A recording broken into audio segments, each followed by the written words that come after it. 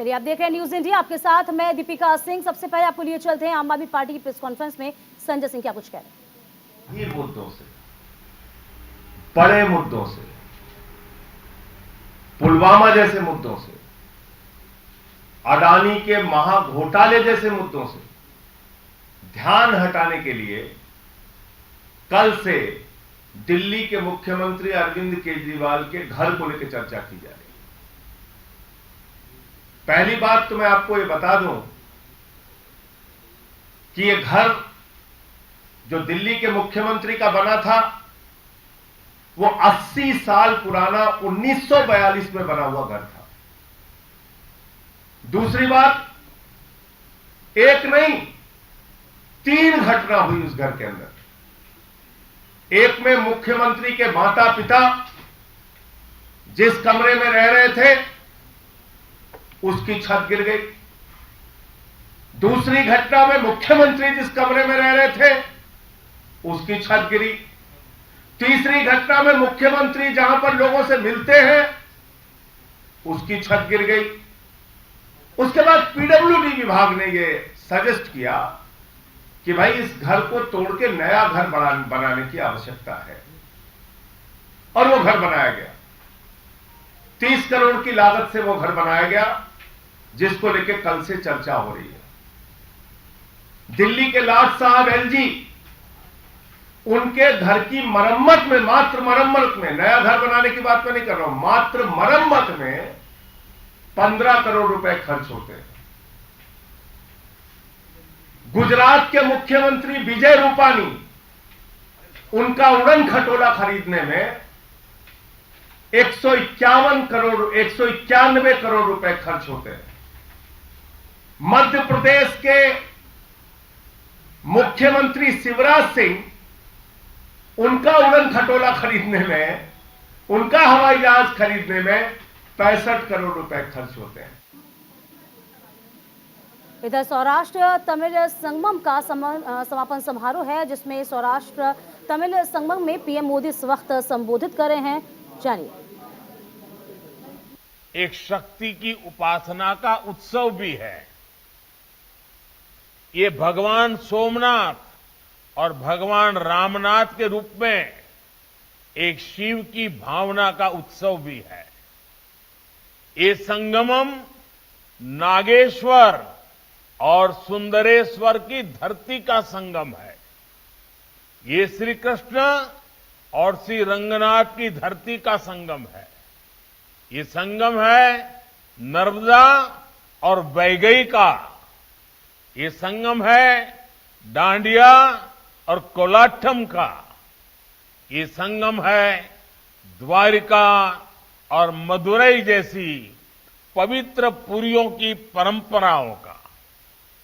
और ये सौराष्ट्र तमिल संगम है सरदार पटेल और सुब्रमण्यम भारती के राष्ट्र प्रथम से ओतप्रोत संकल्प का। हमें इन संकल्पों को लेकर आगे बढ़ना है। हमें इस सांस्कृतिक विरासत को लेकर राष्ट्र निर्माण के लिए आगे बढ़ना है। साथियों, भारत विविधता को विशेषता के रूप में जीने वाला देश है। हम विविधता को सेलिब्रेट करने वाले लोग हैं। हम अलग अलग भाषाओं और बोलियों को, अलग अलग कलाओं और विधाओं को सेलिब्रेट करते हैं। हमारी आस्था से लेकर के हमारे अध्यात्म तक हर जगह विविधता है। हम शिव की पूजा करते हैं, लेकिन द्वादश ज्योतिर्लिंगों में पूजा पद्धति की अपनी विविधताएं हैं। हम ब्रह्म का भी एको अहम बहुश्याम के तौर पर अलग अलग रूपों में अनुसंधान करते हैं, उसकी उपासना करते हैं।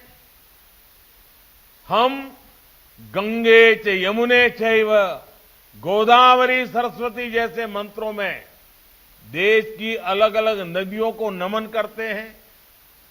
ये विविधता हमें बांटती नहीं, बल्कि हमारे बंधन को हमारे संबंधों को मजबूत बनाती है, क्योंकि हम जानते हैं अलग अलग धाराएं जब एक साथ आती है तो संगम का सृजन होता है।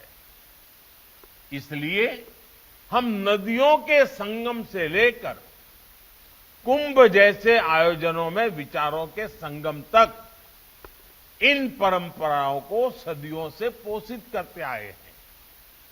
यही संगम की शक्ति है, जिसे सौराष्ट्र तमिल संगमम आज एक नए स्वरूप में आगे बढ़ा रहा है। आज जब देश की एकता ऐसे महापर्वों के रूप में आकार ले रही है, तो सरदार साहब हमें जरूर आशीर्वाद दे रहे होंगे। इधर सूत्रों के हवाले से बड़ी खबर है, आपको बता दें कि लेडी डॉन शाइस्ता के मददगारों पर पैनी नजर रखी जा रही है। फरार शाइस्ता 7 वकीलों की ले रही है मदद, ऐसी खबरें सामने आ रही हैं। शाइस्ता की मदद करने वाले 20 लोग चिन्हित किए गए हैं, संरक्षण दिया गया है और आर्थिक मदद देने वाले 20 चिन्हित जो मोहम्मद मुस्लिम ने शाइस्ता की आर्थिक मदद की है। तो फिलहाल हर एक एंगल से जांचा जा रहा है कि कहां चली गई है शाइस्ता परवीन, चूंकि लगातार उसने संपर्क जो है लोगों से साधना छोड़ दिया है। चाहे वकील की बात की जाए, चाहे उनके परिचित की बात की जाए, सभी से उन्होंने कट ऑफ कर लिया है। लेकिन अब आर्थिक सहायता की खबर सामने आ रही है, आर्थिक मदद ली गई है। अभिनव हमारे संवाददाता लगातार बने। अभिनव, देखिए लगातार इस बात की पुलिस तस्दीक करे कि आखिरकार शाइस्ता है कहां, क्योंकि जैसे खबरें मिल रही थी कि शाइस्ता ने सभी से अपना संपर्क तोड़ लिया है और अब ये खबर आ रही है कि वो आर्थिक मदद के लिए गुहार लगा रही है। 20 लोगों को इसमें चिन्हित किया गया, जरा जानकारी दीजिए। देखिए, बिल्कुल मैं बता दूं कि जब से जो है असद की मौत हुई और असद का इनकाउंटर हुआ है, उसके बाद उस समय प्रयास लगाया जा रहा था कि बेटे के गम में जो है शाइस्ता वहाँ पर आ सकती है कब्रिस्तान में। उसके बाद अतीक अहमद की और अशरफ की जब हत्या होती है तो उस समय प्रयास लगाए जा रहे थे, लेकिन सारे प्रयासों को तोड़ते हुए, चूंकि शाइस्ता को ये पता है कि अगर वो पुलिस के हाथे चढ़ जाती है तो बहुत से राज उगलवाने में, बहुत सी जो है कड़ी पूछताछ में उसको बहुत सी चीज़ें बताना, और अब ये पूरा जो सिंडिकेट है उसको चलाने के लिए शाइस्ता, क्योंकि उसके बाकी जो 4 बेटे, 2 आप देखिए बाल सुधार गृह में हैं, 2 जेल में हैं, तो बाकी बेटे अंदर है, तो इस पूरे गैंग को ऑपरेट करने में शाइस्ता की ही भूमिका है। दूसरी तरफ अब उसको जितने लोगों ने मदद की थी, मुख्यमंत्री ने पहले भी कह दिया है साफ तौर से कि जो भी अपराधियों की मदद करेगा उसका भी हश उसी तरह से, उसको भी बख्शा नहीं जाएगा। सबसे बड़ी बात यह, और दूसरा क्या है कि जो लोग उसकी मदद कर रहे थे, 20 लोगों को कॉल डिटेल से और बाकायदे सोर्सेज के हवाले से उन लोगों को चिन्हित किया गया जो लोग शाइस्ता की मदद कर रहे हैं। अब शाइस्ता ने कोई भी फोन अपने पास, कोई भी इलेक्ट्रॉनिक पार्ट ऐसा नहीं रख रही है जिससे कि उसकी लोकेशन ट्रैक की जाए। पिछले कल जो सोर्स बता रहे थे कि कल जो सूत्रों के हवाले से खबर थी कि वो कौशाम्बे में एक गांव में छुपी हो सकती है वहां पर, लेकिन अब वहां पर भी उसका जो है लोकेशन अब वहां पर भी नहीं है। तो अब किसी भी तरह का, लेकिन उसको फाइनेंशियली उसको ज़रूरत है, फाइनेंशियली उसको जो है ज़रूरत है जो अपने को सर्वाइव करने के लिए, और वो फाइनेंशियल जो भी लोग उसको मदद कर रहे हैं उसको, उसमें 20 लोगों की बाकायदे सूची जो है पुलिस ने तैयार कर रखी है। बिल्कुल यूं कहें कि ऐसे ही कुछ हाल गुड्डू मुस्लिम का भी है, वो भी फाइनेंशियल तौर से बिल्कुल जूझ रहा है, इस पर पुलिस भी नजर रखे हुई है। चलिए, बहुत शुक्रिया और आगे भी आपसे जुड़ेंगे। इस बीच आपको बता दें, यूपी में नगर निकाय चुनाव की तैयारियां जोर शोर से चल रही हैं। प्रत्याशी अपने वादों के साथ तमाम तरह से वोटों की अपील कर रहे हैं। 4 मई को और 11 मई को मतदान होने हैं, 13 मई को रिजल्ट घोषित किए जाएंगे। तो बड़ी खबर आपको बता दें, यूपी में नगर निगम चुनावों के लिए इस वक्त तैयारी है। प्रत्याशी अपने वादों के साथ वोट की अपील करते नजर आ रहे हैं। 4 मई और 11 मई को इलेक्शन होने हैं, उसी के साथ साथ लंबे अरसे बाद इलेक्शन हो रहे हैं। उसको लेकर अब तमाम जो प्रयास हैं वो तेज कर दिए गए हैं। तो हर जगह आपको बता दें कि प्रत्याशियों जो है मैदान में उतरे हुए हैं, और इसी के साथ साथ यूपी नगर निकाय चुनाव में मेयर और पार्षद पद के उम्मीदवारों के नामों को लेकर भी लगातार चर्चाएं बन रही हैं। सभी तमाम पार्टियां जो हैं अपने प्रत्याशियों की घोषणा कर चुकी हैं।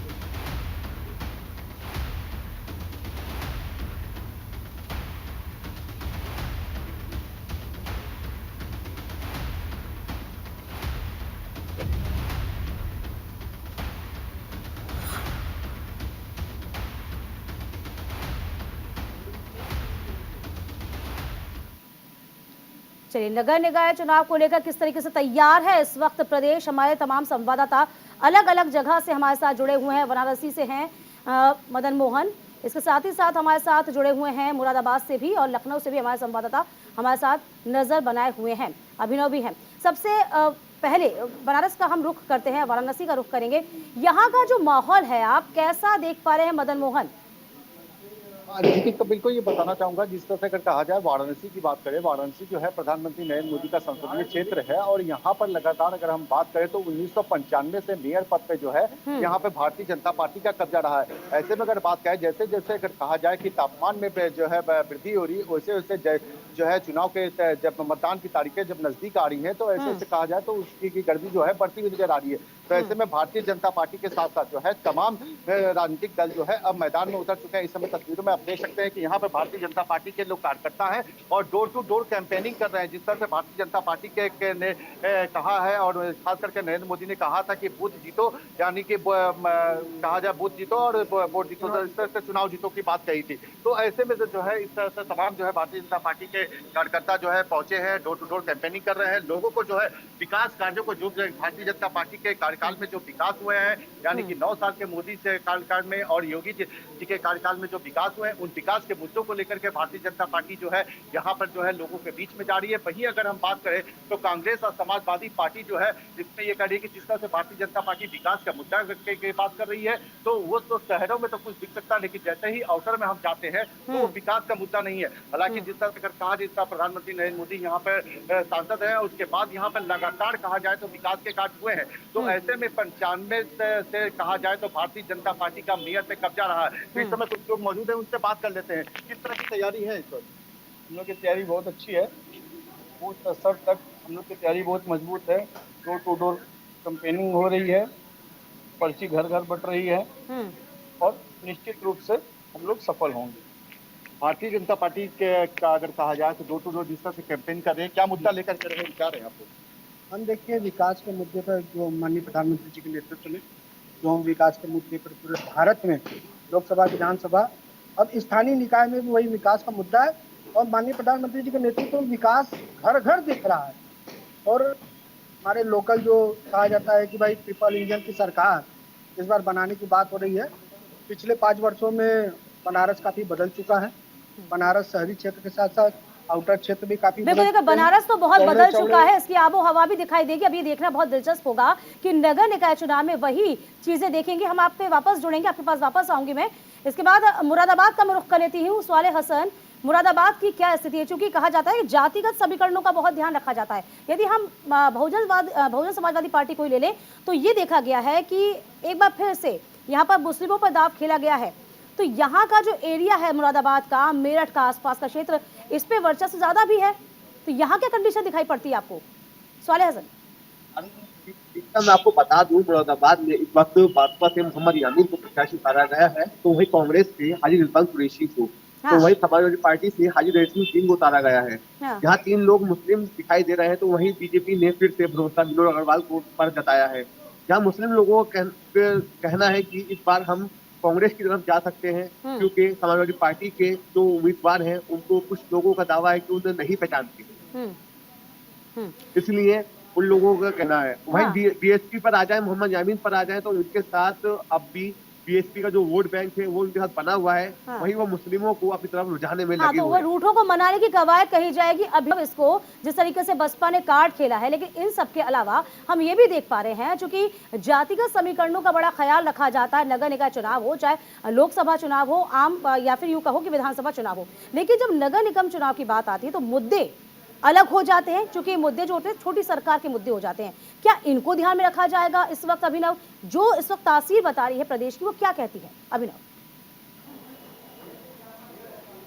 देखिए बिल्कुल मैं बता दूं कि जातिगत समस्या को तो जुड़े ही है, इसके अलावा स्थानीय मुद्दे होते हैं। चूँकि नगर निकाय में जो पार्षद होते हैं वो वार्ड के होते हैं, वो मोहल्ले के लोग होते हैं, उनको चुनना होता है। तो कौन कितना कार्य कर रहा है, कौन नाली सड़क खड़ंजे, इसी के मुद्दे साफ होते हैं। साफ सफाई के मुद्दे साफ होते हैं। ये तमाम मुद्दे हैं जिनको लेकर है। दूसरी तरफ अगर आप देखिए तो राजधानी लखनऊ की बात कीजिए तो पिछले 35-40 साल से लगातार जो है भारतीय जनता पार्टी का यहाँ पर कब्जा रहा है और इस बार अगर आप देखिए तो समाजवादी पार्टी ने भी ब्राह्मण प्रत्याशी उतारा है, तो वहीं पर भाजपा ने भी ब्राह्मण प्रत्याशी, और वो उत्तराखंड की मूलतः रहने वाली पहाड़ की है, लेकिन यहाँ पर पहाड़ी वोट भी अगर आप देखेंगे तो 3 लाख से ऊपर का पहाड़ी वोट है। दूसरी तरफ है कि भारतीय जनता पार्टी ने इस बार अगर आप देखिए, चाहे वो कानपुर में देख लीजिए, लखनऊ में देख लीजिए, मुरादाबाद में देख लीजिए, या फिर मथुरा हो, वाराणसी हो, जो मूल कैडर का जो कार्यकर्ता है, जो जमीन से जुड़ा हुआ कार्यकर्ता है, उसी को इस बार दिया है। कोई भी परिवार में पहले भी प्रधानमंत्री ने जिस तरह से बोला या उत्तर प्रदेश मुख्यमंत्री ने कहा कि हम जो है इस बार जो है परिवारवाद से हट कर देंगे, एक देखिए अभिनव, बहुत संक्षेप में एक सवाल आपसे जानना चाहूंगी, बहुत संक्षेप में, इन सब के बीच कांग्रेस को कहां पाते हैं? क्योंकि कांग्रेस भी अपनी जमीन तलाशने की बहुत समय से कोशिश करी है। देखिए, कांग्रेस को अभी तक जो है जमीन तलाशने की जो 1989 के बाद से कांग्रेस का जो ग्राफ कम होता चला आया है, उसके बाद कांग्रेस जो है अपनी जमीन तलाशती हुई दिखाई पड़ रही है। और राजधानी की बात करें या प्रदेश भर की बात की तो पार्षद चुनाव में या नगर मेयर के चुनाव चलिए आगे भी आप तीनों से जुड़ेंगे। बहुत बहुत शुक्रिया तमाम जानकारी देने के लिए। खबरों में बढ़ेंगे आगे। तो आनंद मोहन की रिहाई से सियासी हलचल तेज हो गई है। इधर केंद्रीय मंत्री गिरिराज सिंह का नीतीश सरकार पर जमकर हमला है। जी हां, आपको बता दें, आनंद मोहन तो बलि का बकरा है। नीतीश सरकार को जनता कभी माफ नहीं करेगी, यह बड़ी खबर आपको बता दें, जिसमें गिरिराज सिंह का नीतीश सरकार पर जमकर हमला बोला गया है। आनंद मोहन बलि का बकरा है। तो फिलहाल आपको बड़ी खबर बता दें, जिसपे कटाक्ष किया है नीतीश सरकार पर आनंद मोहन को लेकर। कहा है कि आनंद मोहन कुछ नहीं है, मात्र बलि का बकरा है। मेरे ख्याल से आनंद मोहन जी की रिहाई, वो बेचारे तो बलि के बकरा हैं, वो तो इतनी सजाब हो गए हैं, उनकी रिहाई पर किसी को कोई आपत्ति नहीं है। लेकिन आनंद मोहन जी के आड़ में जो काम किया है ये सरकार, समाज कभी नहीं माफ करेगा। तो बड़ी खबर आपको बता दें, कर्नाटक चुनाव को लेकर एक्शन में बीजेपी है। स्टार प्रचारक लगातार चुनावी सभाएं कर रहे हैं। सीएम योगी आदित्यनाथ का कर्नाटक का दौरा है। आज से चुनाव प्रचार की शुरुआत की जाएगी। मांड्या और विजयपुरा में चुनावी जनसभा को संबोधित करेंगे सीएम योगी आदित्यनाथ। स्टार प्रचारकों की लिस्ट में आपको बता दें कि शामिल हैं सीएम योगी आदित्यनाथ। और इसी की तरह आपको बता दें कि उनकी हमेशा हर जगह जहां भी चुनाव होते हैं वहां उनकी डिमांड हाई रहती है। और आज 1 दिवसीय दौरा है कर्नाटक का। इसी बीच तमाम जनसभा को संबोधित किया जाएगा। कर्नाटक चुनाव को लेकर एक्शन में बीजेपी लगातार नजर आ रही है। और न सिर्फ सीएम योगी आदित्यनाथ आज चुनावी प्रचार अभियान करेंगे, बल्कि आपको बता दें कि मध्य प्रदेश के फायर ब्रांड नेता शिवराज सिंह चौहान भी आज प्रचार प्रसार अभियान में कर्नाटक में जाएंगे, वहां पर प्रचार प्रसार करेंगे और वोट की अपील की जाएगी। तो योगी का कर्नाटक दौरा बेहद खास। 1 दिन के दौरे पर आज कर्नाटक जाएंगे। मांड्या और विजयपुरा में चुनाव प्रचार को संबोधित किया जाएगा। मांड्या में आपको बता दें चुनावी सभा और विजयपुर के बसवन बखेड़ा में स्थित बसवेश्वर मंदिर में पूजा अर्चना भी होगी। लगभग 3 बजे आपको बता दें कि चुनावी रैली को संबोधित किया जाएगा। तो फिलहाल आपको बता दें बीजेपी जो है पूरी तरीके से तैयार है। 40 स्टार प्रचारकों की लिस्ट है। इधर कांग्रेस भी पीछे नहीं हट रही है। प्रियंका गांधी के कर्नाटक दौरे का ये दूसरा दिन है। 2 चुनावी सभा को संबोधित करेंगी। बोलेहुनूर और हिरियूर में जनसभा करेंगी। चुनावी जनसभा में हिरियूर में रोड शो में शामिल होंगी प्रियंका। कांग्रेस ने प्रियंका गांधी को अपना स्टार प्रचारक बनाया है। तो बड़ी खबर आपको बता रहे हैं, इस वक्त सियासी जमावड़ा, सियासतदारों का जमावड़ा लगा हुआ है कर्नाटक में। न सिर्फ प्रियंका गांधी, राहुल गांधी, अमित शाह, इसके अलावा आपको बता दें तमाम जो बड़े नेता हैं वो अब प्रचार प्रसार में जुट चुके हैं। तो प्रियंका गांधी का मिशन कर्नाटक है। आपको बता दें कि प्रियंका गांधी कर्नाटक के दौरे का ये दूसरा दिन है। श्रृंगेरी मंदिर में शारदा देवी के दर्शन करेंगी। बोलेहुनूर के कलारंग स्टेडियम में जनसभा को संबोधित करेंगी। श्रृंगेरी में दोपहर 3 बजे पब्लिक स्टेडियम में जनसभा होगी। हिरियूर में दोपहर 3:30 बजे रोड शो में शामिल होगी। तो आज का ये कार्यक्रम है। 2 दिवसीय दौरे पर प्रियंका गांधी है और इसी के साथ साथ प्रियंका गांधी की कोशिश यही कि कांग्रेस को मजबूत बनाया जाए और कांग्रेस को सत्ता में वापस लाया जाए। हालांकि कर्नाटक का जो इतिहास है वो कुछ और ही कहता है। कर्नाटक का इतिहास कहता है कि हमेशा हर बार 35 साल का इतिहास जो है वो यही कहता है कि हमेशा से सरकार बदलती आई है और यदि देखा जाए तो नंबर इस वक्त कांग्रेस का ही है। हालांकि इस बीच आपको ये भी बता दें कि कल पीएम नरेंद्र मोदी ने कोची के वाटर मेट्रो की सौगात दी थी। इसके बाद आज से इसको आम लोगों के लिए खोल दिया गया है। ये शहर में सार्वजनिक परिवहन और पर्यटन को बढ़ावा देगी। साथ ही कोची वाटर मेट्रो शहर के बुनियादी ढांचे को बढ़ाने में अहम साबित है। आपको बता दें कि प्रोजेक्ट करीब 1136 करोड़ रुपए में बनकर और तैयार हुआ है, जो कि 10 द्वीपों को जोड़ेगी। तो फिलहाल हम आपको दिखा रहे हैं तस्वीर देश की पहली वाटर मेट्रो की, जिसे अब आम लोगों के लिए खोल दिया गया है। तो सार्वजनिक परिवहन पर्यटन को बढ़ावा दिया जाएगा। इसी के साथ इस बुलेटिन में अभी के लिए बस इतना ही। वक्त छोटे से ब्रेक का, हम फौरन लौटेंगे कुछ और खास खबरों के साथ।